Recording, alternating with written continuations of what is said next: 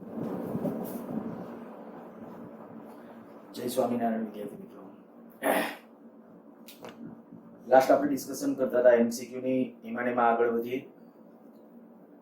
જ્યારે સમાન ચુંબકીય ક્ષેત્રમાં વિદ્યુતભારિત કણ ગતિ કરે ત્યારે એના ઉપર લાગતા બળના ઇક્વેશન આપણે ઇક્વેશનની જે ચર્ચા કરી ગયા એની અંદર પહેલું ઇક્વેશન લીધું હતું A બરાબર Q V ક્રોસ B.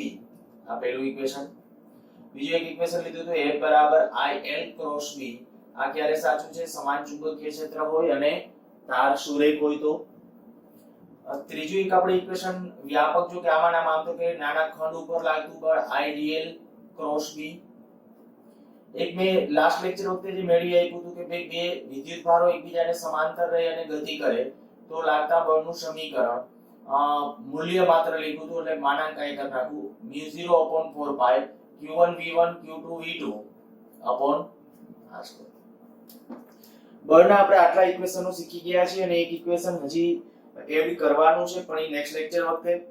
અત્યારે જે ડિસ્કશનમાં છે એમાં એમસીક્યુ માં જે આપણે આના રિલેટેડ એમસીક્યુ લીધેલા હતા. લાસ્ટ લેક્ચરમાં આવું કીધું હતું કે સમાન ચુંબકીય ક્ષેત્રમાં જ્યારે વિદ્યુતભારિત કણ લંબ રૂપે એન્ટર થાય તો એ કેટલા સમય સુધી ચુંબકીય ક્ષેત્રમાં રહેશે, કેટલા સમયમાં ચુંબકીય ક્ષેત્રમાંથી બહાર આવશે, એવા પ્રશ્નો કર્યા. ત્યાર પછી ચુંબકીય ક્ષેત્રમાંથી માની લો કે આર પાર નીકળી જાય છે તો એનું વિચલન કેટલું હશે. બરાબર, મુખ્ય આપણે આના ફોકસને ધ્યાનમાં રાખીને ચર્ચા કરેલી હતી. આગળ મેં એક ક્વેશ્ચન લખી રાખેલો છે. m દળ q વિદ્યુતભાર ધરાવતો કણ B સદિશ બરાબર B0 j કેપ ના સમાન ચુંબકીય ક્ષેત્રમાં ઉગમ બિંદુએથી V સદિશ બરાબર V0 I કેપ વેગથી ગતિ આપવામાં આવે ત્યારે તે ઓમેગા જેટલી કોણીય ઝડપથી ભ્રમણ કરે તો તેના ગતિ માર્ગના યામો શું હશે? જેમાં તો મને યાદ છે આવો કંઈક 2 કે 3 વાર આવા પ્રકારના ક્વેશ્ચન પૂછ્યા છે. બહુ સિમ્પલ છે, સરળ છે, બધાને સમજાઈ જશે. થોડું આમ મેથેમેટિકલ છે પણ મેં કદાચ આ યાદ રાખવા માટે અથવા થોડું ઝડપથી થઈ શકે એટલા માટે કેટલીક આપણી ઘરની ટેકનિકો જે બનાવી રાખેલી છે તો એ પ્રમાણે તમારે ફોલો કરવાનું. જો જ્યારે હું તમને સૌથી પહેલા એમ કહું કે આવી રીતે તમે એમ કે ભાઈ m દળ q વિદ્યુતભાર ધરાવતો કણ b પ્રેરણાવાળા ચુંબકીય ક્ષેત્રમાં દાખલ થાય છે એના ગતિમાર્ગના યામો એટલે કે x યામ, y યામ અને z યામ સમય સાથે કેવી રીતે બદલાતા હશે એ આપણે નક્કી કરવા છે. તો સૌથી પહેલું તમારે બીજી રેફરન્સ બુકોમાં ગમે તે રીતે ગમે એમ આપેલું હોય આ ચુંબકીય ક્ષેત્ર જે દિશામાં આપેલું હોય ને એને અંદર લઈ લેવું તમારે. બરાબર, હું અત્યારે કહી દઉં આ ચુંબકીય ક્ષેત્ર માની લ્યો કે અત્યારે આ ચુંબકીય ક્ષેત્ર આ રીતે આમ આપણે દર્શાવી દઈએ છીએ. આ સહેલું પડશે એટલે કહું છું તમને. તો આ ચુંબકીય ક્ષેત્ર માની લ્યો કે બ્લેકબોર્ડના સમતલને લંબ રૂપે અંદર તરફની દિશામાં છે. એનો અર્થ કે આપણે જે આ બાજુ કહેવાનું છે જે કેરેટ એટલે કે y અક્ષ આમ છે તો x અક્ષ કેમ નહીં રહેશે? આપણે ખબર પડી કે ભાઈ જ્યારે યામ પદ્ધતિ આપણે દર્શાવે હું ઉગમ બિંદુ આ લઉં દાખલા તરીકે આપણે આ યામ પદ્ધતિનું ઉગમ બિંદુ આમ યામ અક્ષ લઈ લઈએ x અક્ષ y અક્ષ અને z અક્ષ. ત્યારે કેવી રીતે દર્શાવી છે તમે સમજી ગયા છો. બરાબર, આયાથી આમ એક્ઝેક્ટલી ત્રિપરિમાણમાં આમ ફીલ કરજો. આ જો x અક્ષ હોય તો આપણે આ y અક્ષ છે અને આ z અક્ષ છે. મેં y અક્ષ શું કામ અંદર લીધી આપણી પ્રચલિત આમ મેં કીધું તમને સહેલું પડશે આમ મનમાં આમ તાદસ ચિત્ર ઊભું કરવા માટે સહેલું પડશે એટલા માટે તમે આવું કરો. ચુંબકીય ક્ષેત્ર જે દિશામાં હોય એ દિશાને અંદર તરફની દિશા લઈ લેવી. તો આપણે અંદરની દિશા એટલે અંદરની અક્ષ કઈ થઈ ગઈ y અક્ષ કારણ કે જે કેરેટ છે. ચાલો તો આપણે નામ આપી દઉં છું આ x અક્ષ, આ y અક્ષ અને z અક્ષ. ટૂંકમાં પહેલા ચુંબકીય ક્ષેત્ર જે દિશામાં હોય એને અંદર જતી દિશા લઈ અને ઈ યામ અક્ષ નામ આપી દેવું અને એને અનુરૂપ બાકીના નામકરણ કરવા x y અને z. તમને યાદ છે મેં આવું કીધું હતું ત્રણેય અક્ષો પરસ્પર લંબ હોય અને નામકરણ ફરજિયાત કેવી રીતે હોય? Anti clockwise. બરાબર, નામકરણ એન્ટી ક્લોકવાઇઝ હોવું જોઈએ.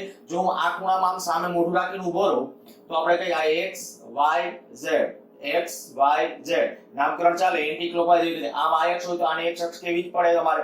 પછી તમે એમ કહો આને x લઈએ આને y લઈએ આને z તો ન ચાલે. બરાબર, નામકરણ ફરજિયાત એન્ટી ક્લોકવાઇઝ હોવું જોઈએ. આવું 11 થી તમને કહું છું. અચ્છા, તો હવે આપણા પાસે આ ફિક્સ થઈ ગયું કે ચુંબકીય ક્ષેત્ર અંદર જતી દિશામાં છે અને ચુંબકીય ક્ષેત્રનું મૂલ્ય કેટલું છે? તો B0. B0 તીવ્રતા વાળું ચુંબકીય ક્ષેત્ર છે. આ B0 તીવ્રતા વાળું ચુંબકીય ક્ષેત્ર.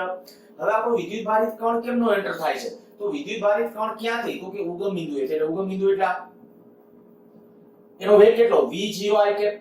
તો v0 i cap મીન્સ કે આ બાજુ આમ ચોક્કસ વેગથી આમ એન્ટર થાય છે. v0 જેટલા વેગથી આમ કેમનું બળ લાગશે એ નક્કી કરો. કઈ દિશામાં બળ લાગશે? ચુંબકીય ક્ષેત્ર આમ, આપણો અંગૂઠો કેમનો રહેવો જોઈએ આ બાજુ વેગ સદિશની દિશામાં, ચુંબકીય ક્ષેત્ર અંદર જતી દિશામાં છે, અંગૂઠો આ બાજુ, બળ આમ લાગશે. તો આના ઉપર બળ આ બાજુ લાગશે. હવે જેવું બળ આ બાજુ લાગવાની શરૂઆત થઈ એટલે તરત આપણા માટે સ્પષ્ટ થઈ ગયું કે આનો જે વર્તુળાકાર, હું ચુંબકીય ક્ષેત્ર થોડું લંબાવી દઉં છું, આકૃતિ વ્યવસ્થિત દેખાય એટલા માટે. અહીંયા આપણે કહીએ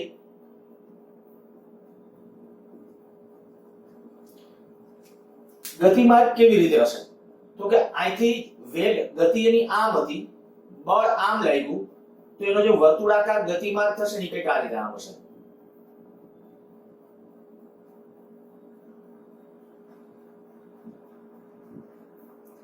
એટલે વિદ્યુત ભારિત કણ આ એક્ઝેક્ટ વર્તુળાકાર છે એવું સમજો. થોડું લંબવર્તુળ જેવું દેખાય છે પણ વર્તુળાકાર, આ થોડો ભાગ વધારે થઈ ગયો છે.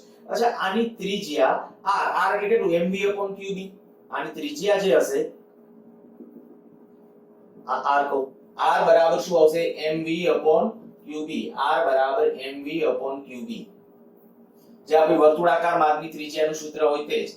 જોજો ફરીથી એકવાર હું બોલું છું. પહેલા ચુંબકીય ક્ષેત્ર અંદર જતી દિશામાં હતું, વિદ્યુત ભારિત કણ આમ ગતિ કરતો હતો, તો બળ કેમનું લાગશે? તો કે બળ ઉપર તરફ.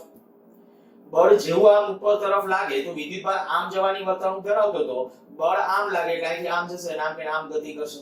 કન્ટિન્યુ એની ગતિ આ રીતે આમ હશે. ચુંબકીય ક્ષેત્રમાં આખું વર્તુળ આ રીતે પૂરું કરતો હશે. ચાલો, તો એ ખબર પડી કે આ રીતે આમ વર્તુળ પૂરું કરશે.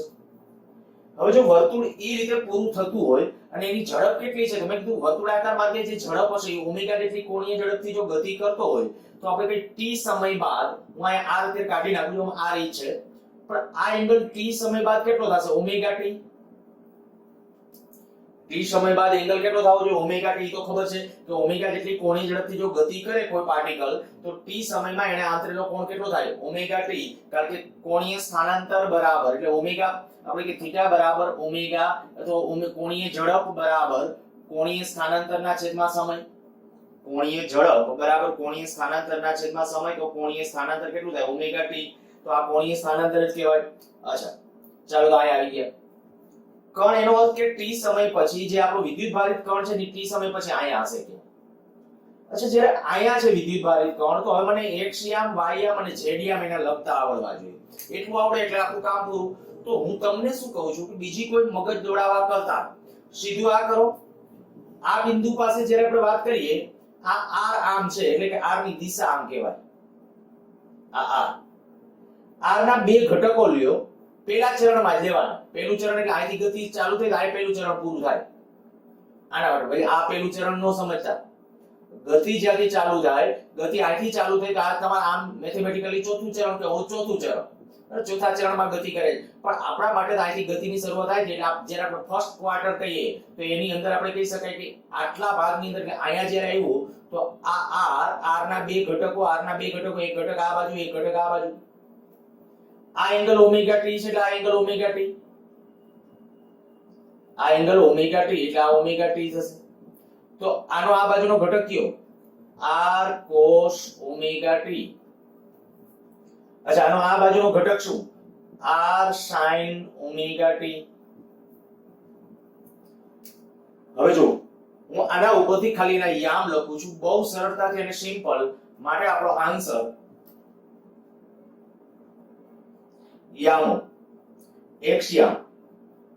x યામ શું છે જો? તો કે પાર્ટિકલ છે એનું કેન્દ્ર અહીંયા, આ જે વર્તુળાકાર માર્ગની ગતિ છે એનું કેન્દ્ર અહીંયા છે. x અક્ષ માટે તો તમે ડાયરેક્ટલી જ્યારે કણ અહીંથી ગતિની શરૂઆત કરશે, જ્યારે કણ અહીંથી ગતિની શરૂઆત કરે ત્યારે પરિસ્થિતિ શું થઈ? તો કે x યામ તરીકે સીધો આ જ ઘટક લખી નાખો, r sin ઓમેગા t. સમય સાથે આ x યામ આ છે એટલે. અચ્છા, z યામ, y યામ કેટલો? તો કે y યામ તો એમનામ અચળ જ, y યામ 0 જ. y યામ નથી બદલાવાનો. આ કેમ નથી બદલાવાનો? તો કે આની ગતિ આમ જ થયા રાખવાની છે. y અક્ષ તો અંદર છે, પાર્ટિકલ આપણો અહીંથી આમ કે આમ જ ગતિ કરવાનો છે, આમ અંદર જ જવાનો, ગતિ કરતા કે બહાર નથી આવવાનો. બરાબર? તો આપણે કહી શકાય પાર્ટિકલ એટલે y યામ 0 અને z યામ જો લખવો હોય તો તો કે જેડીએમ જ્યારે લખવો હોય તો પહેલા જ વિચારો કે આ આર કેટલું, આટલું આર જેટલું આ આપણે આ ખરેખર ધન z અક્ષની દિશામાં છે, આટલું માપ પહેલા કેન્દ્ર, વર્તુળનું કેન્દ્ર કહું છું, વર્તુળનું કેન્દ્ર પ્રારંભમાં ક્યાં છે, આયા છે, કેટલા અંતરે r જેટલા, પ્લસ r કહેવાય કે માઈનસ r, તો કે પ્લસ r, તો પ્લસ r. અચ્છા આ પ્લસ r પછી z અક્ષની દિશામાં એનો ઘટક કયો, તો કે z અક્ષની દિશાનો ઘટક આ પડી તો નીચેની દિશામાં તો માઈનસ ગણાય, minus r cos omega t. Maths વાળા આરામથી આ સિવાયની ટેકનિક થી પણ લખી શકશો, પણ બાયોલોજી વાળાને મેં જે કીધું છે આ મેથડ, તો આ મેથડ ફોલો કરજો, બધાને જો કે આ સહેલું જ પડશે. બરાબર, એટલે આ ઘણા બધા પ્રશ્નોની પ્રેક્ટિસની અંદર મને એવું લાગ્યું કે આ રીતે સમજશો તો વધારે સારું રહેશે, એટલા માટે તમને કીધું કે તમારે ફરજિયાત પહેલા તો શું કરવાનું, જ્યારે ક્વેશ્ચન આવે ત્યારે ચુંબકીય ક્ષેત્ર અંદર જતી દિશામાં લઈ લેવાનું, બીજી કોઈ પણ દિશામાં લઈને થઈ શકે, પણ મગજમાં એટલી બધી આમ ડિરેક્શન આડાઅવળી થઈ જશે પછી તમારાથી પ્રશ્નના જવાબ આપવા મુશ્કેલ બની જશે. એટલે ખાસ કહું છું ચુંબકીય ક્ષેત્ર જે દિશા આપી આ ગમે એ કીધું હોય પણ તમારે એ દિશા અંદર લઈ લેવાની, પછી બાકીની અક્ષો નામ આપી દો એટલે સર્કલ છે ને આપણા સમતલમાં બનશે. કારણ કે ચુંબકીય ક્ષેત્ર આમ હોય ને તો આપણને ખબર છે કે ચુંબકીય ક્ષેત્રને લંબ રૂપે જ ગતિમાર્ગ હોય, તો ચુંબકીય ક્ષેત્ર આમ હોય તો એ આ સમતલ લંબ થાય એટલે એનો ગતિમાર્ગ તમને સ્પષ્ટ દેખાતો હશે અને પછી એના યામ લખવા સહેલા પડે. યામ કેવી રીતે લખવાના એકવાર હું ફરીથી બોલું છું. જો શું કરી નાખવાનું, તો કે અહીંથી જ્યારે ગતિ જ્યાંથી શરૂ થાય છે અત્યારે આપણે કહી શકીએ કે અહીંથી આમ કરીને આમ, એટલે અહીંયા પહેલો ક્વાર્ટર આવે, પહેલો ચોથો ભાગ, એટલે આપણે કહીએ આ પહેલું ચરણ આપણા માટેનું પહેલું ચરણ, મેથ્સની દ્રષ્ટિએ આમ ચોથું ચરણ છે, તો આપણે કહીએ અહીંયા આપણા માટે જે આ પહેલું ચરણ છે એની અંદર જ્યારે આપણે કહીએ કે આ r ના બે ઘટ, r કેમ, તો કે આ જે કીધું r હશે, r ની દિશા કઈ ગણાય, આ ગણાય, આ r ની દિશા છે, એના બે ઘટકો, એક આ બાજુનો એક આ બાજુનો, આ કોને ઓમેગા ટી, આ કયો એવો r cos ઓમેગા ટી, રિયલમાં માઈનસ ગણાય અને આ પ્લસ ગણાય, પણ આ x અક્ષની દિશામાં છે એટલે x યામાં આવ્યો, x બરાબર r sin θ. આ z અક્ષની દિશામાં છે તો z પણ માઈનસ z, તો આ લખો z બરાબર માઈનસ r cos ઓમેગા. પણ z યામ જુઓ જો એનું કેન્દ્ર ખરેખર વર્તુળનું કેન્દ્ર છે આયા છે, તો z અક્ષ ઉપર ઓલરેડી વર્તુળનું કેન્દ્ર કેટલા અંતરે છે, r અંતરે. તમને એમ થાય આમાં કેમ r ના ઉમેર્યું કે બાદ, તો કે આમાં માટે જોવું જોઈએ કે x અક્ષ ઉપર આ કેન્દ્ર આયા છે તો x અક્ષ ઉપર એનું ડિસ્પ્લેસમેન્ટ ઇનિશિયલમાં કેટલું, પ્રારંભમાં, તો કે 0, કારણ કે આયા છે તો આયા x યામ કેટલો કહેવાય, 0 કહેવાય, પણ y યામ 0, z યામ, તો કે z યામ બરાબર r થાય ઇનિશિયલ, એટલે z યામ r છે એટલે r માઈનસ r cos θ આ રીતે લખેલું છે. અને હજી કદાચ થોડું વધારે ડિટેલમાં સમજવું હોય તો તમે આવું કરો, શૂન્યમાં મૂકો, t બરાબર 0 મૂકો, sin 0 ની કિંમત કેટલી થાય, 0, તો x યામ 0. અચ્છા આયા 0 મૂકો, cos 0 ની કિંમત કેટલી થશે, તો કે cos 0 એટલે 1, તો આ 1 થશે એટલે આયા r રહેશે, તો r r એટલે 0, તો શૂન્ય સમયે ત્રણે ત્રણ યામ 0 0 આવશે, x y અને z. એનો અર્થ કે કોણ અહીંથી ગતિની શરૂઆત કરે છે, x યામ y યામ z યામ ત્રણે ત્રણ 0. અચ્છા હવે માની લ્યો કે આનું મૂલ્ય 1 થાય, આ ક્યારે થાય, 90, ઓમેગા t 90, ઓમેગા t 90 ક્યાં આયા થશે, આ જગ્યાએ. હવે ઓરલી જરાક વિચારી રાખો કે અહીંયા x યામ કેટલો થાય, તો કે x યામ આટલો થાય, r જેટલો. y યામ કેટલો થાય, તો કે y યામ તો 0 જ રહેવાનો છે. z યામ કેટલો થશે, z યામ આટલો રહેશે. જો આમાંથી થાય છે એવું, અહીં લખો ઓમેગા t બરાબર 90 લખો, sin 90 ની કિંમત કેટલી 1, તો આ r રહેશે, cos 90 ની કિંમત 0, જો r તો r વધશે. એટલે કહેવાનો અર્થ કે આ ખાલી યામ લખવાની મેથડ છે, બાકી મેથ્સ વાળા આ સિવાયની કોઈ પણ ટેકનિક થી ગણી શકો છો. ચાલો એક રકમ ખાલી હું અહીંયા લખી દઉં છું, ખાલી આની અંદર તમારે ફેરફાર કરીને તમારી રીતે પહેલા સ્ક્રીન પોઝ કરીને ટ્રાય કરો. આ ચુંબકીય ક્ષેત્ર હું બદલાવી નાખું છું અને વેગ સદિશ બદલાવી નાખું છું, બાકીના કોઈ ડેટા ચેન્જ નથી કરતા. આ બે ને બદલે ધારી લો કે b સદિશ બરાબર b0 i કેપ અને વેગ v સદિશ બરાબર માઈનસ v0 k કેપ. ચલો સ્ક્રીન પોઝ કરીને તમારી રીતે ટ્રાય કરો. પહેલા જો ચુંબકીય ક્ષેત્ર કઈ દિશામાં છે, i કેરેટ એટલે x અક્ષ, તો આપણે x અક્ષ અંદર જતી દિશામાં લઈ લેશું. તો સૌથી પહેલા તો હું આ ચુંબકીય ક્ષેત્ર એ રીતે દર્શાવી દઉં છું. આ ચુંબકીય ક્ષેત્ર,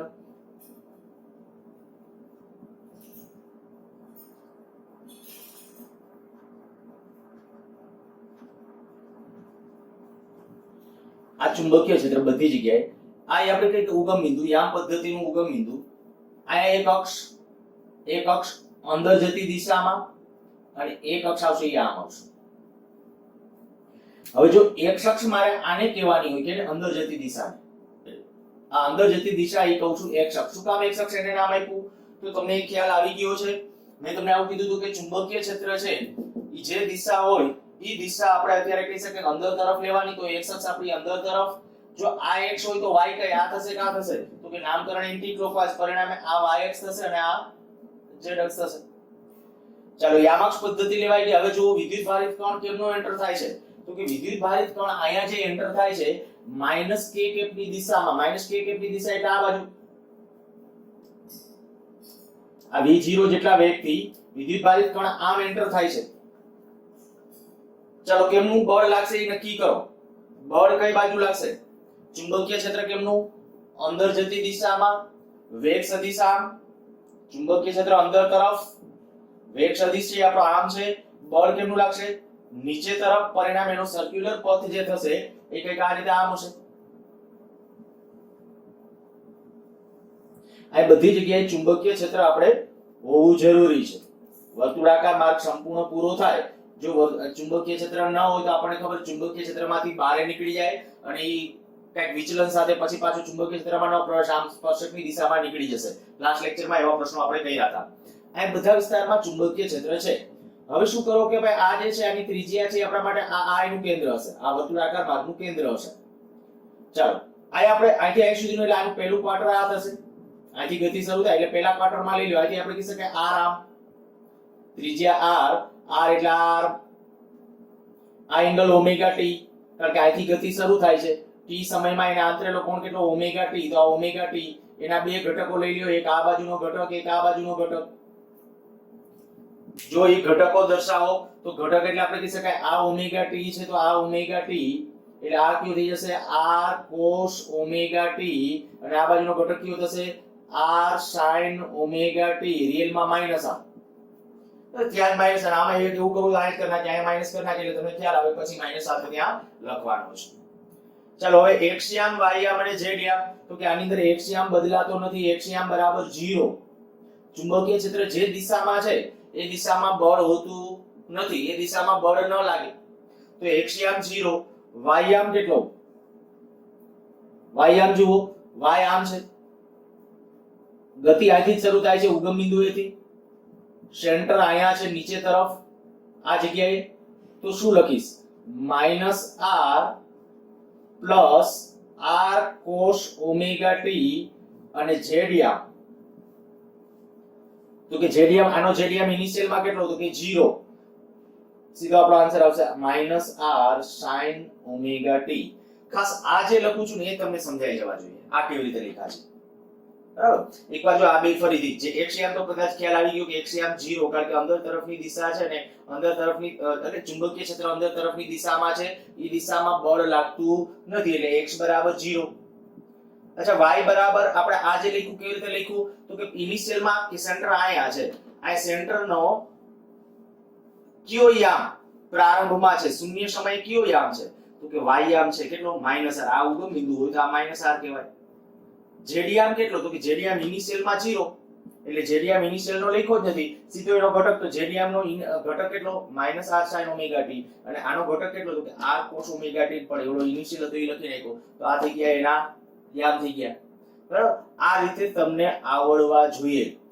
ખાસ એમાં મેં કીધું કે G ની પ્રિપેરેશન જે બાળકો કરો છો એમણે ખાસ આ કન્સિડર કરવા. બહુ સહેલા પ્રશ્નો છે, એકવાર ખાલી આમ વ્યવસ્થિત જો મગજ દોડશે ને તો તમને એમ થશે આવા પ્રશ્નો પણ જે ખાલી સરળતાથી કોઈ આપણે તમે જોજો આકૃતિની મદદથી ક્વેશ્ચન સોલ્વ કરીએ છીએ, કોઈ લાંબા કેલ્ક્યુલેશન કે કંઈ નહીં. પણ થોડી કાળજી એ રાખવાની છે કે ભાઈ ચુંબકીય ક્ષેત્ર અંદર તરફની દિશામાં લેવું. શક્ય હશે તો આજના લેક્ચરની અંદર ત્યાં ડિસ્ક્રિપ્શન બોક્સની અંદર છે, આવા તમને એકાદ બે આપી દઈશ. તમે તમારી રીતે છે એના x y અને z યામ છે એ નક્કી કરજો. બરાબર? x y અને z યામ નક્કી કરજો અને આન્સર કહેજો. ચલો આગળ વધીએ. વિદ્યુત ભારિત કણ ચુંબકીય ક્ષેત્ર સાથે થીટા કોણે પ્રવેશે.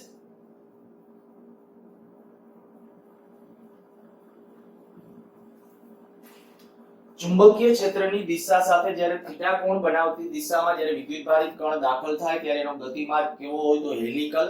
એની આપણે ડિસ્કશન કરી ગયા છીએ. હું ઈ ડિસ્કશન પણ એના રિલેટેડ જે પ્રશ્નો પૂછાય છે થોડું એના સંદર્ભમાં અત્યારે આપણે ડિસ્કસ કરવું છે. માની લ્યો અત્યારે ચુંબકીય ક્ષેત્ર આ દિશામાં છે, આ ચુંબકીય ક્ષેત્ર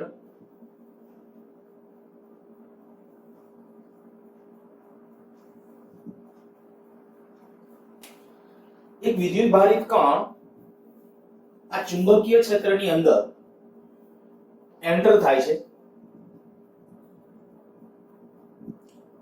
માની લો કે આ રીતે આમ એન્ટર થાય છે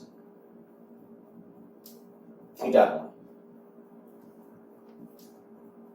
થીટા કોણ બનાવતી દિશામાં જ્યારે આ વિદ્યુત ભારિત કણ એન્ટર થશે ત્યારે એના ગતિ માર્ગનું આપણે ડિસ્કશન કરવું હતું.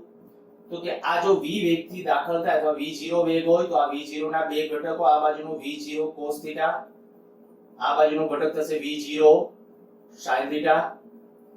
હવે આપણને એ ખબર છે કે ભાઈ આમાં v0 sin થીટા છે ને એ વર્તુળાકાર માર્ગે ગતિ કરાવડાવશે, કારણ કે ચુંબકીય ક્ષેત્ર આમ છે અને વેગ સદિશ આમ છે.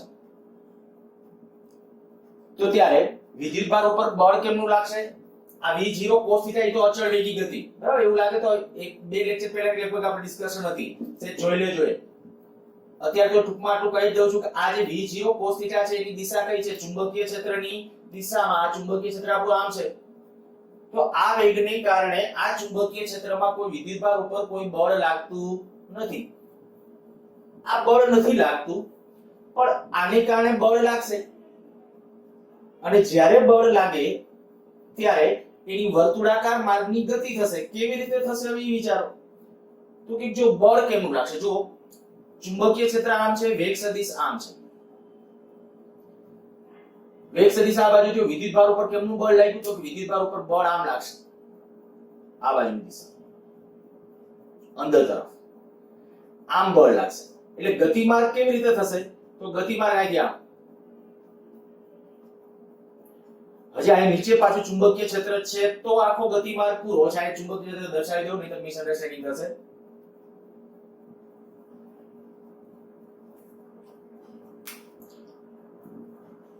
કેવી પરિસ્થિતિ થઈ જુઓ. આથી દાખલા તરીકે આપણે ચુંબકીય ક્ષેત્રની અંદર થીટા કોણ આમ એન્ટર કર્યો વિદ્યુત ભારિત કણને. ચુંબકીય ક્ષેત્ર આમ છે બધી જગ્યાએ. આ v cos થીટા ને કારણે આ બાજુ અચળ ઝડપી ગતિ થશે. પણ આ જે છે v0 sin થીટા, એ v0 sin થીટા ઉપર તરફ છે, ચુંબકીય ક્ષેત્ર આમ છે. બળ કેમનું લાગશે? બ્લેકબોર્ડના સમતલને લંબરૂપે આ બાજુ બળ લાગશે. આમ જવાની વર્તણૂક ધરાવતો તો બળ આમ લાગ્યું, એટલે બળ જ્યાં લાગે ને એનું ક્યાંક સેન્ટર હશે. એ આગલા લેક્ચરમાં આપણે ડિસ્કસ કરી ગયા છે. તો આ જે વિદ્યુત ભારિત કણનો ગતિમાર્ગ છે એનું સેન્ટર બળની દિશા કા કેન્દ્રગામી બળ હોય, એટલે આયા ક્યાંક સેન્ટર હશે. જો સેન્ટર આમનું હોય તો ગતિમાર્ગ એનો આવી રીતે આમ હશે. આનો ગતિમાર્ગ મારે જો ડ્રો કરવો છે તો ગતિમાર્ગ કંઈક આવી રીતે આમ હશે.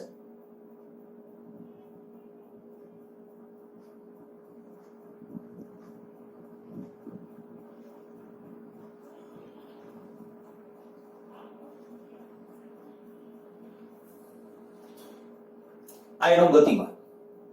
સમજી ગયા છો? આ બાજુ શું કામ ઢસડાય છે? તો એ કોણ ઢસડી જાય છે? v0 cos થીટા એને આ બાજુ ઢસડી જાય છે. જો આ ન હોત, માત્ર આ એક જ હોત તો કે તો ત્યાં ગતિ કરત, ઉગમ બિંદુ પાસે સતત આ એકલાની આજુબાજુ છે આમ ગતિ કરત. અચ્છા, આમાં એના જે વર્તુળાકાર માર્ગની ત્રિજ્યા છે, બરાબર? આના વર્તુળાકાર માર્ગની ત્રિજ્યા એને હું r કહું. આ r વર્તુળાકાર માર્ગની ત્રિજ્યા અહીં r બરાબર કેટલું? તો મેં તમને કીધું હતું mv sin theta upon qb. ચુંબકીય ક્ષેત્રમાં જો ચુંબકીય ક્ષેત્ર સાથે થીટા કોણે એન્ટર થાય તો ત્રિજ્યાનું સૂત્ર ત્યારે આપણે પ્રૂવ કર્યું હતું. શું કામ? કેવી રીતે? બહુ સિમ્પલ હતું, ખાલી એક જ સ્ટેપમાં મેળવ્યું હતું. mv ઓલો આપણે જો થીટા મીન્સ થીટા 90 હોય તો તરત જ mv upon qb. પણ જ્યારે થીટા કોણે પ્રવેશે ત્યારે mv sin theta upon qb. અચ્છા, આનો આવર્તકાળ કેટલો? તો ત્યારે આપણે આવર્તકાળનું સમીકરણ પણ લખી નાખ્યું હતું. નામ કીધું તો આવર્તકાળ કેટલો? 2πm upon qb. આવૃત્તિ કેટલી? તો કે આવૃત્તિ qb upon 2πm. થીટા કોણે ભલે પ્રવેશે, આ બે માં કોઈ છે, આ જે ઓમેગામાં કોઈ ચેન્જ ન આવે. આ એમનામ જ રહેશે. થીટા કોણે હોય તોય ભલે, લંબ રૂપે હોય તોય ભલે ચુંબકીય ક્ષેત્રમાં. બીજું મેં તમને આવું કીધું હતું કે ચુંબકીય ક્ષેત્રમાં વિદ્યુત ભારિત કણ દાખલા તરીકે આમ ગતિ કરે તો શું વિદ્યુતભાર ઉપર કાર્ય થશે? તો કે ના, ચુંબકીય ક્ષેત્રની અંદર કોઈ દિવસ, ખાસ ધ્યાન રાખવું, ચુંબકીય ક્ષેત્રમાં ક્યારેય એની ગતિ ઊર્જા બદલાતી નથી. ગતિ ઊર્જા કેમ નથી બદલાતી એ પણ ડિસ્કશન આપણે કરી ગયા હતા કે વિદ્યુત ભારિત કણ ઉપર છે ચુંબકીય કે કાર્ય ક્યારે થાય? તો કે જે દિશામાં બળ લાગતું ને એની દિશામાં એનું સ્થાનાંતર. તો અહીંયા તો વિદ્યુત ભારિત કણ આમ ગતિ કરે છે, આમ કોઈ સ્થાનાંતર જ ન ગણાય, પણ આ બાજુ તો કે એ બાજુ તો ખરેખર નેટ આમ તમે કહી દેશો કે આમ સ્થાનાંતર તો થાય છે ને સ્થાનાંતર, પણ આ બાજુ કોઈ બળ લાગતું નથી, કારણ કે આપણને ખબર છે કે કાર્ય ક્યારે થાય તો કે બળ લાગતું હોય ત્યારે બળની દિશામાં સ્થાનાંતર થવું જોઈએ, તો આપણને આ ખબર પડી કે આ બાજુ કોઈ બળ લાગતું નથી, પરિણામે આ કિસ્સામાં પણ કોઈ ચુંબકીય ક્ષેત્રને કારણે કોઈ કાર્ય થતું નથી.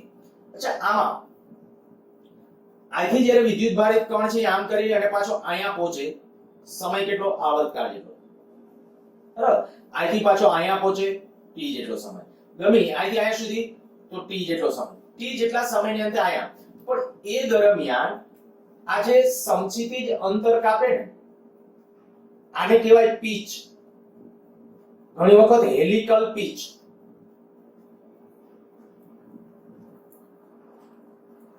ચુંબકીય ક્ષેત્રમાં ગતિ કરતો વિદ્યુતભાર એક ભ્રમણ દરમિયાન જે અંતર કાપે ને સમક્ષિતિજ, અથવા તો આપણે કહી શકાય કે આયા આ કિસ્સામાં સમક્ષિતિજ જ થયું, કારણ કે આમે ગતિ કરી શકતો હોય તો ત્યારે એ સમક્ષિતિજ નો કહેવાય, ત્યારે આમ અંતર થશે, પણ ત્યારે જે એક પરિભ્રમણ પૂરું કરે ને ત્યારે એને જે ચુંબકીય ક્ષેત્રની દિશામાં જે અંતર કાપેલું છે ને એને કહેવાય એની હેલિકલ પીચ. અચ્છા, મારા હેલિકલ પીચ એને દાખલા તરીકે હું x કહું, આ હેલિકલ પીચ છે એને x કહું, તો x મેળવવું હોય તો જો x નું મૂલ્ય મેળવવું છે, હેલિકલ પીચ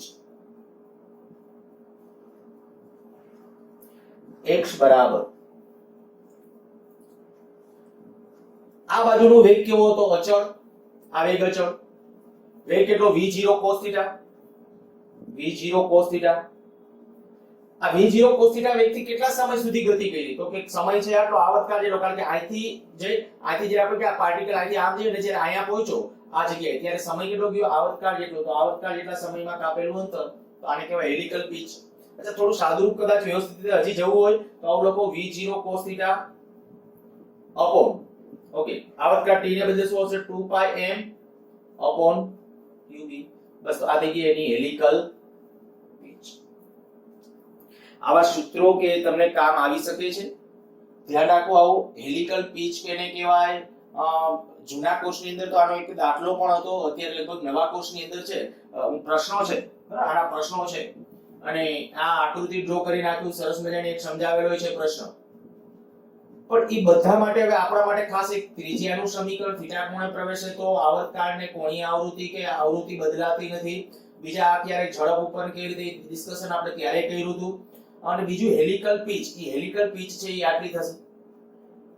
અચ્છા, માની લ્યો હવે હું થોડું પરિસ્થિતિ ચેન્જ કરું, આ થીટા ખૂણે આવી રીતે એન્ટર થાય છે, એને બદલે અચ્છા એની પહેલા હજી આવી કન્ડિશન લ્યો, બે ક્ષેત્રો સાથે લ્યો, વિદ્યુત ક્ષેત્ર અને ચુંબકીય ક્ષેત્ર, તો શું થાય?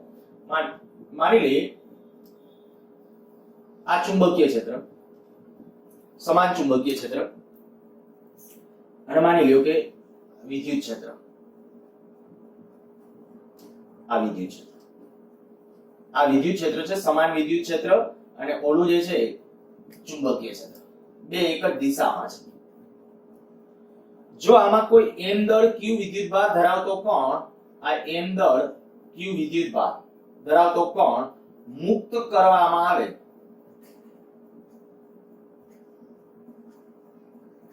હવે તમને આ ઓપ્શન બનાવી દે. પહેલો,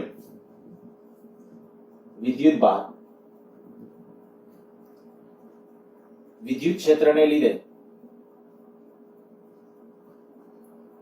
ક્ષેત્રની દિશામાં પ્રવેગી ગતિ કરશે. બી, વિદ્યુતભાર ચુંબકીય ક્ષેત્રને લીધે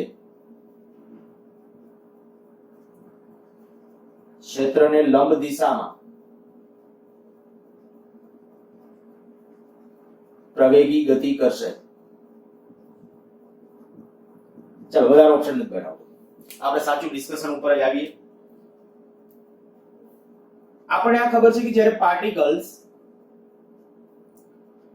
આયા તમે મુક્ત કરો, મુક્ત કરવામાં આવ્યો, મેં શબ્દ લખ્યો છે, તો ઇનિશિયલ પ્રારંભમાં જ્યારે આપણે મુક્ત કરીએ ત્યારે એનો વેગ 0 હોય અને વેગ 0 હોય તો ચુંબકીય બળ કોઈ દિવસ પ્રારંભમાં લાગતું નથી. પછી વિચારશો પ્રારંભમાં ચુંબકીય બળ નથી તો પ્રારંભમાં કયું બળ છે?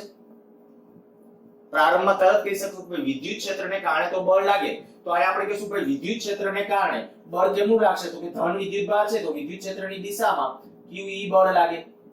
બરાબર? QE બળ વિદ્યુત ક્ષેત્રની દિશામાં લાગે. એટલે મારા આ ખાલી સોલ્યુશનમાં એક જ વસ્તુ કેવો કહી શકાય કે વિદ્યુત ક્ષેત્રની દિશામાં QE બળ લાગે. અચ્છા, ચુંબકીય બળ લાગશે. હવે તો વેગ આવી ગયો. હવે વેગ આવી ગયો. વેગ આ બાજુ છે. તો કે વેગ અને ચુંબકીય ક્ષેત્ર એક જ દિશામાં હોય તો કોઈ દિવસ ચુંબકીય બળ લાગતું નથી. અહીં ચુંબકીય બળ લાગતું નથી. જોજો આગલામાં ક્યાંક એન્ટ્રન્સોમાં પણ આવી રીતે ક્વેશ્ચન પૂછાયેલ છે, તમને મળશે આવી રીતે ક્વેશ્ચન. આ તો રકમ તો મેં મારી રીતે અત્યારે બનાવેલી છે. પણ વિદ્યુત ક્ષેત્ર અને ચુંબકીય ક્ષેત્રની સંયુક્ત અસર હેઠળ જ્યારે કોઈ પાર્ટિકલ્સ દાખલ થાય ને ત્યારે શું વિચારવાનું છે? તો ત્યારની કન્ડિશન આપણી આ છે. તમારે દરેક વખતે આ જોતું રહેવાનું કે કેને કારણે બળ લાગશે. તો સાયક્લોટ્રોનમાં આપણે વાત કરી ગયા હતા ચુંબકીય ક્ષેત્રનું માત્ર કામ શું છે? વર્તુળાકાર માર્ગે ગતિ કરાવડાવવું. એ કોઈ દિવસ ઊર્જા ફેરફાર ન કરી શકે, કાર્ય 0 છે એટલે. તો અહીંયા આપણે કહીશું કે વિદ્યુત કઈ ઊર્જા મળવાની વિદ્યુત ક્ષેત્રને કારણે જ મળે, તો વિદ્યુત ક્ષેત્રને કારણે QE બળ લાગશે અને વિદ્યુત ક્ષેત્રની દિશામાં લાગશે. અચ્છા, આમાંનામાં મેં આ ઋણ વિદ્યુત ભાર કીધો તો ગતિ કેમ નહીં થાત? વિદ્યુત ક્ષેત્રની વિરુદ્ધમાં. ચાલો હજી એકાદી રકમ આપું છું. સ્ક્રીન પોઝ કરીને લખી નાખો પહેલા.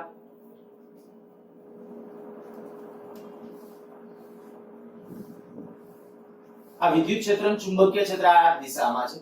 આ E ને B બરાબર, બે આ દિશા. હવે હું બે અલગ અલગ તીર નથી ડ્રો કરતો. વિદ્યુત ક્ષેત્ર ચુંબકીય ક્ષેત્ર બંને આ દિશામાં છે અને આમાં જ્યારે કોઈ વિદ્યુત ભારિત કણ આમ દાખલ થશે. અચ્છા, પહેલા એની પહેલા આમ લઈ લઈએ.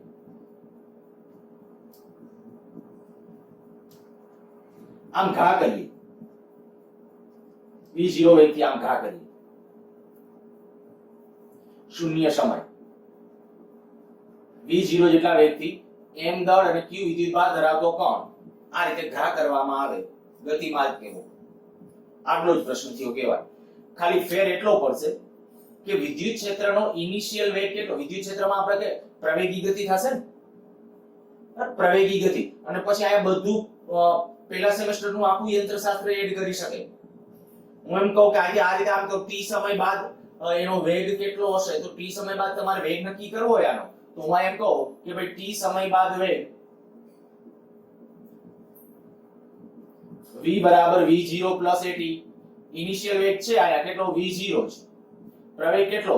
તો કે પ્રવેગ qe upon m આ t. તો આ થઈ જશે t સમય બાદ વેગ. પછી આ વેગનું મૂલ્ય તમને આપ્યું હોય તો એ લખી શકો છો. જે કઈ આપેલું હોય સમય જે કીધો હોય તો સમયનું મૂલ્ય. ચુંબકીય ક્ષેત્રને કારણે કોઈ બળ નથી. કેટલું અંતર કાપશે? તો x બરાબર v0 t plus half at square. x બરાબર લખવું હોય t સમયમાં આ સ્થાનાંતર અથવા અંતર t સમય બાદ અંતર છે x બરાબર v0 t plus half at square. તો આયા પણ કિંમત મૂકી શકો. આ v0 m નમ t સમય આપણા માટે plus 1/2 QE upon m into t square. તો આ થઈ ગયું x. એને t સમયમાં કાપેલું અંતર આટલું મળ્યું. અચ્છા, માની લ્યો કે હવે આ વિદ્યુત ભાર બીજા કોઈ એંગલે આ વિદ્યુત ક્ષેત્ર અને ચુંબકીય ક્ષેત્ર આ દિશામાં છે, બંને આ દિશામાં છે, E અને B. અને એક વિદ્યુત ભારિત કણ આવી રીતે આમ v0 જેટલા વેગથી લંબ રૂપે દાખલ થાય. હવે કયો જોઈએ?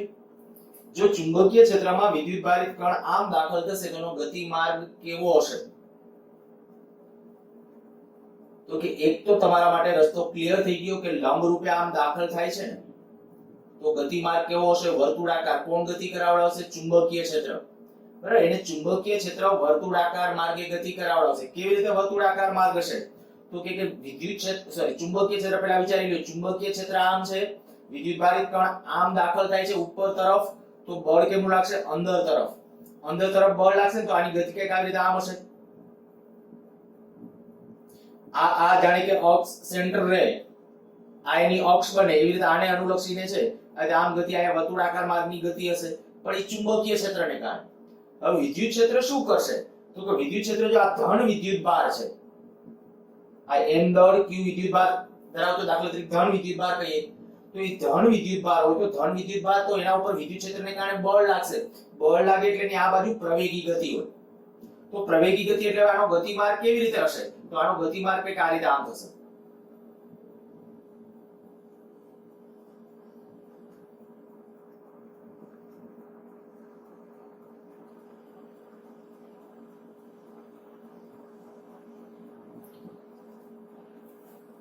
આ જે છે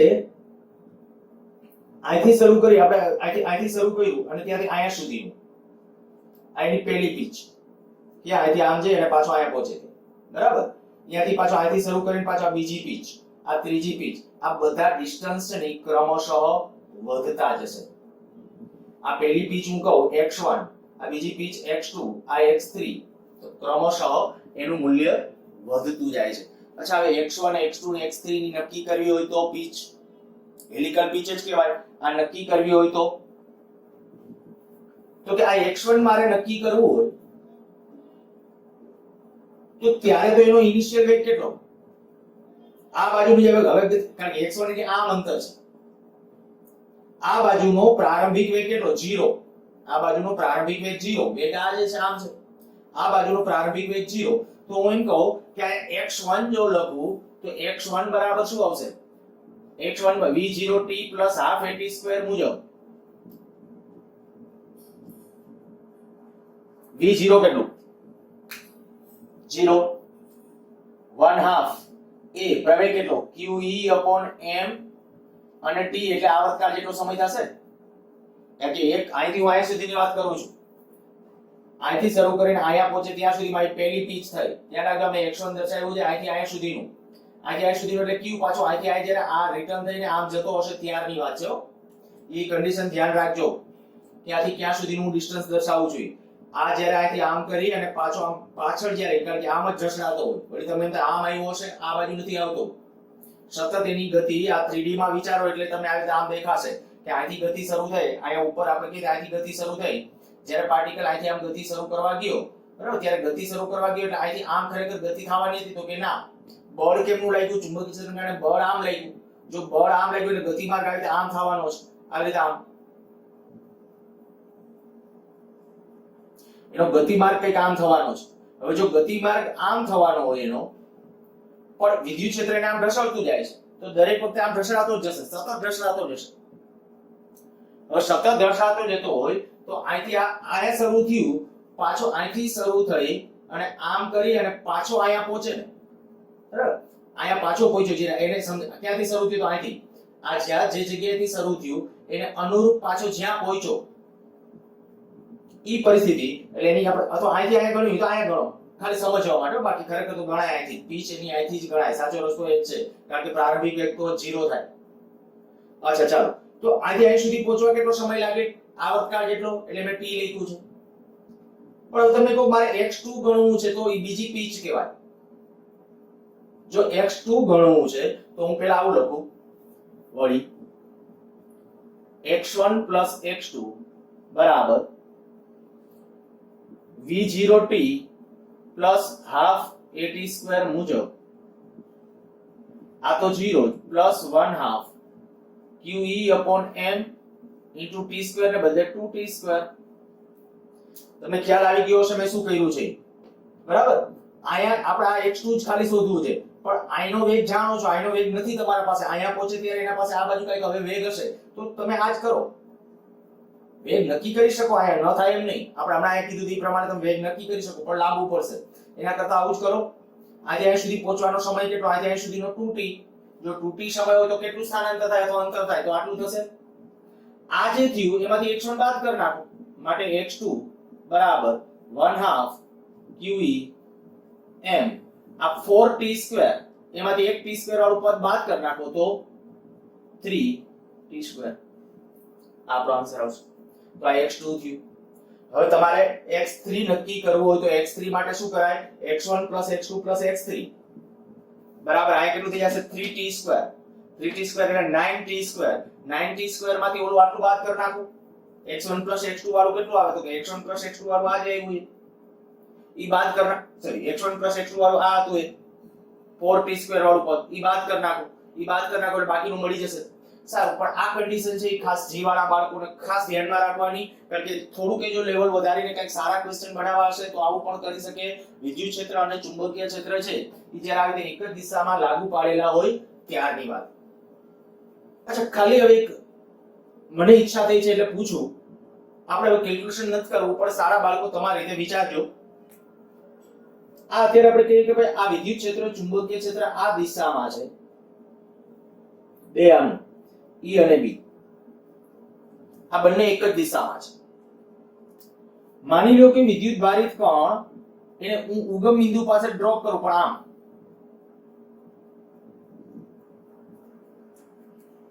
હવે એના ગતિમાર્ગ વિશે કોમેન્ટ કરો શું થશે જો તમે પ્રારંભમાં વેગ આ બાજુ છે બરાબર વેગના બે ઘટકો લઈ લ્યો આ આવશે v0 cos θ આ આવશે v0 sin θ હવે આ ઇનિશિયલ વેગ છે ધ્યાન રાખજો હવે આ ઇનિશિયલ વેગ છે અને આ બાજુનો છે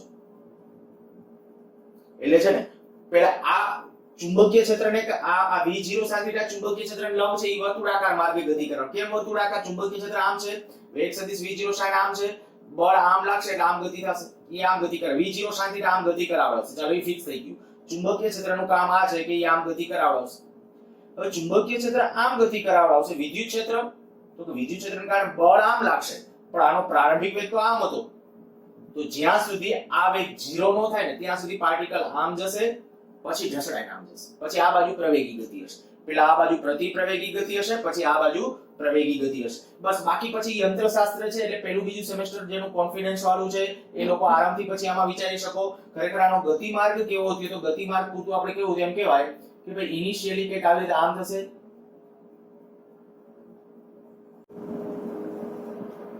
પછી આમ બાજુ વધતી જશે આ શું આટી ઘૂટી કરી તમને ખબર પડી જાય હોય છે આજે તમે જ્યારે વિચારો કે આ લખો તો પણ એવી રીતે લખજો તમને પાછું સમજાય બરાબર કે વિદ્યુત ભારિત કણ છે પ્રારંભમાં જ્યારે એન્ટર થશે આ રીતે ત્યારે v0 cos θ પહેલા 0 નહીં થાય ત્યાં સુધી આ બાજુ ગતિ કરશે પણ આ બાજુ પ્રતિપ્રવેગી ગતિ હોય આ બાજુ પ્રતિપ્રવેગ કારણ કે પ્રવેગ આમ છે અને વેગ આમ છે એટલે ઝડપ ઘટતી જશે એટલે આ બાજુ આપણે કહી શકાય પ્રતિપ્રવેગી ગતિ થઈ પણ પછી ઓલી બાજુ આમ બનશે પાછી પ્રવેગી ગતિ કરે એટલે પછી વળી પાછું અહીંયા અંતર વધતું જશે પેલા અહીંયા છે એ અંતર જે હોય એનાથી અંતર ઘટતું જશે 0 થયા પછી પાછા આમ દિશા વધે અંતર વધતું જશે ચાલો આ જગ્યાએ એના હેલિકલ પીચ રિલેટેડ પ્રશ્નો લગભગ આપણે કે ચુંબકીય બળના મુખ્ય બે ઇક્વેશનો છે ત્યાં પૂરા અને એક હજી સાથે ડિસ્કશન કરના કે F બરાબર IL ક્રોસ B ઉપરથી એકાદ બે પ્રશ્નો લઈ લઈએ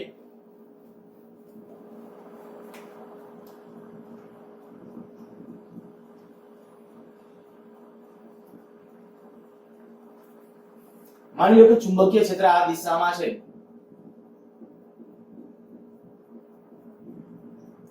ચલો આમાં એક મેં તાર મૂક્યો છે તારમાંથી પ્રવાહ આ દિશામાં છે બોલો બળ કેમનું ચુંબકીય બળ કેમનું લાગશે F ની દિશા કઈ ચુંબકીય બળની દિશા ઝડપથી આવડી આવવું જોઈએ ચુંબકીય ક્ષેત્ર અંદર છે તારમાંથી પ્રવાહ આમ છે બળ કેમનું લાગશે ઉપર તરફ Fm અચ્છા માની લ્યો કે ચુંબકીય ક્ષેત્ર આપણે આ રીતે આમ છે આ ચુંબકીય ક્ષેત્ર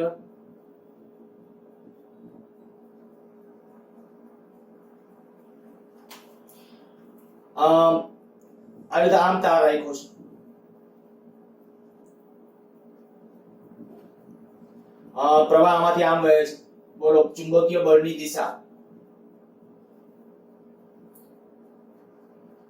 આ લૂપની ત્રિજ્યા કહી દઉં છું આ ચુંબકીય બળની દિશા આ તાર ઉપર કેમનું ચુંબકીય બળ લાગશે તાર સુરેખ નથી સુરેખ ન હોય તો મેં તમને આ જે થિયરી શીખવાડી હતી ત્યારે તમને ખબર હોય કે યાદચ્છિક આકારવાળો તાર લઈને દાખલો કરાયો હતો ત્યારે મેં તમને એવું કહી દીધું હતું તમારે શું વિચારવાનું તો કે આ ઇનિશિયલ પોઈન્ટ ને ફાઇનલ પોઈન્ટ છે ને એનું સ્થાનાંતરને ધ્યાનમાં રાખી લખી નાખો તો તાર આમ જ છે એવું આ તાર છે એવું કાઢી નાખો મનમાંથી તાર આમ છે એમ નહીં જે ઇનિશિયલ પોઈન્ટ હોય અને ફાઇનલ પોઈન્ટ હોય આ ઇનિશિયલ પોઈન્ટ આ છે ફાઇનલ પોઈન્ટ આ છે બરાબર. તો અહીંયા આપણે કહી શકીએ જાણે કે અહીંયા તાર તો તારની લંબાઈ કેટલી થાય?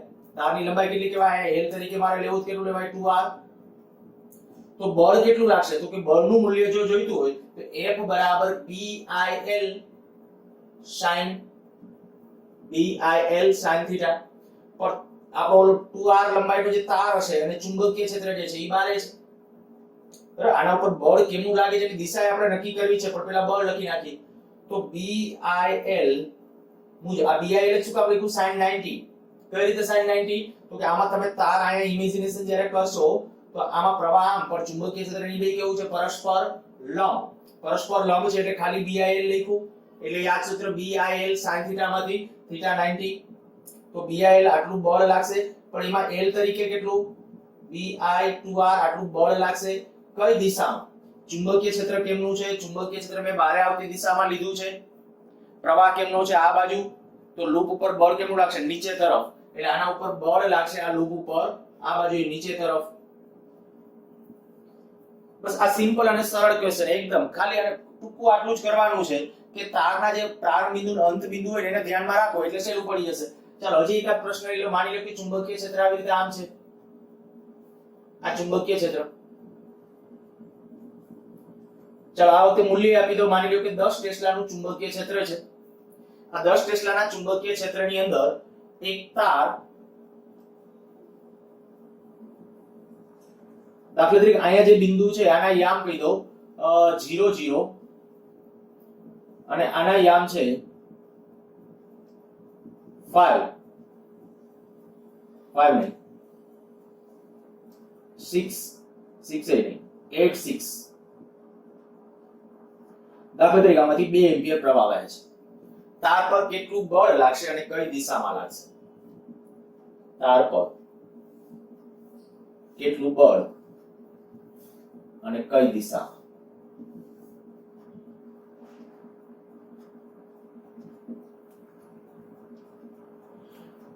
જો મારે ખાલી બળનું મૂલ્ય જ ગણવાનું હોત ને તો સીધું ફટાફટ કહી દે કે ભાઈ આ બેને જોડતો ટૂંકામાં ટૂંકો માર્ગ એટલે આ થઈ ગયું. આનું માપ કેટલું થશે? તો મેં આ 0 0 આપ્યા છે, આ 8 ને 6 આપ્યા છે. એનો અર્થ એનો x યામ 8 અને y યામ કેટલો થશે? 6. તો આ 10 આવવું જોઈએ. સમજાય છે ને?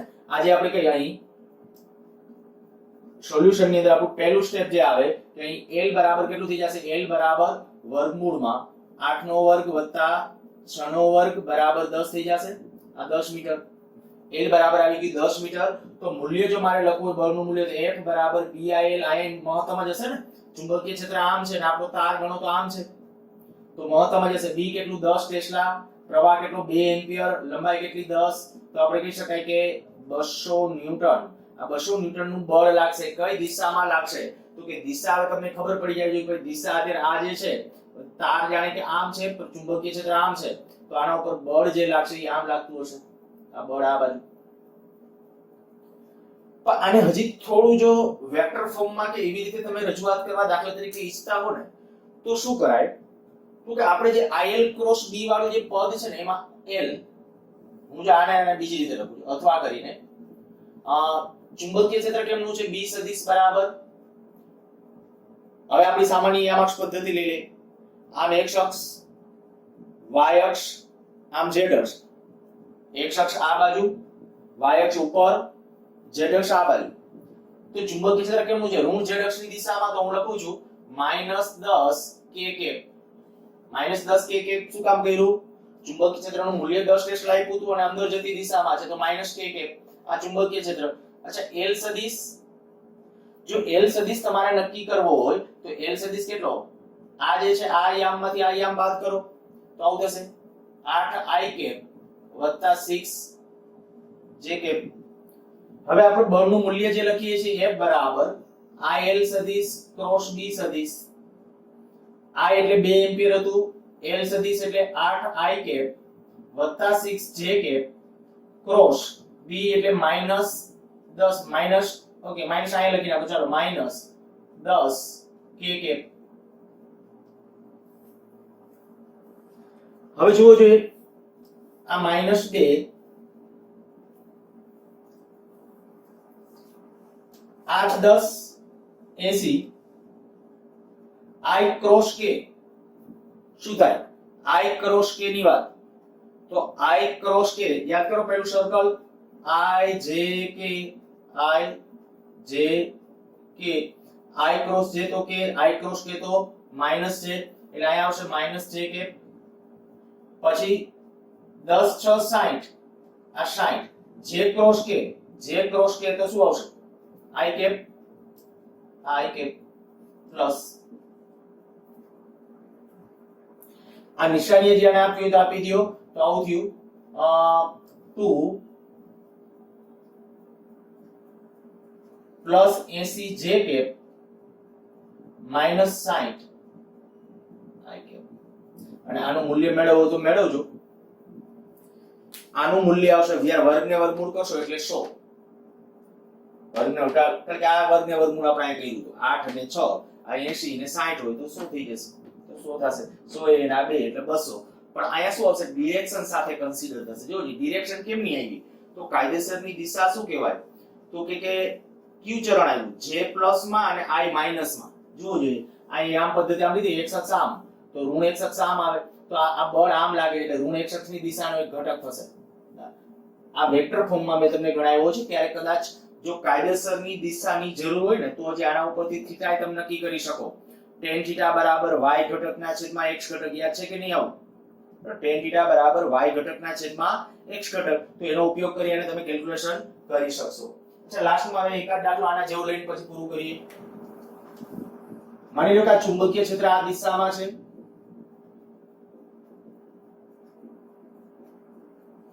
આમાં કોઈ આવું ચોરસ લૂપ મૂકેલું છે f net કેટલું f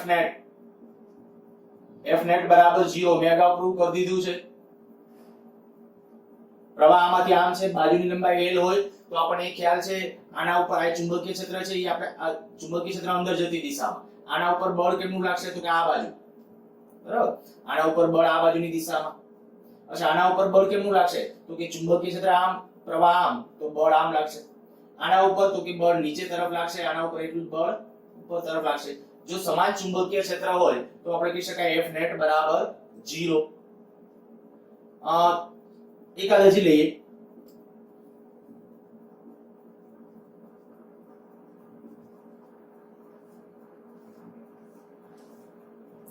ચલો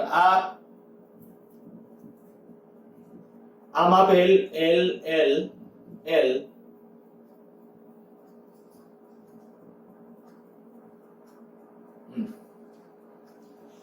આ બિંદુ A આ બિંદુ B પ્રવાહ I વહે છે આ બે વચ્ચેનું ડિસ્ટન્સ કેટલું થશે તમારે નક્કી કરવું હોય તો કરી શકો છો અત્યારે સ્થિતિ આપેલી છે એ પ્રમાણે આ બધા l છે અને આ આમ સમક્ષિતિજમાં છે તો બીજી કોઈ રીતે સેટ ગોઠવણ બદલાય આ માપ બદલાઈ જશે એટલે અત્યારે એક્ઝેક્ટ આ સમજો કે આ સમક્ષિતિજ છે આ l નો આ બાજુનો ઘટક કેટલો આ એંગલ આ ષટકોણ થાય જો આમ તૈયાર કરવા જાશો તો આમ ષટકોણ બનશે તો અહીંયા જે એંગલ આવશે એ એંગલ ઉપરથી આપણે ખાલી આ જ કરવું છે મારે a ને આ લૂપ ઉપર લાગતું બળ ચાલો ખાલી પ્રશ્ન આપણો આ લૂપ પર લાગતું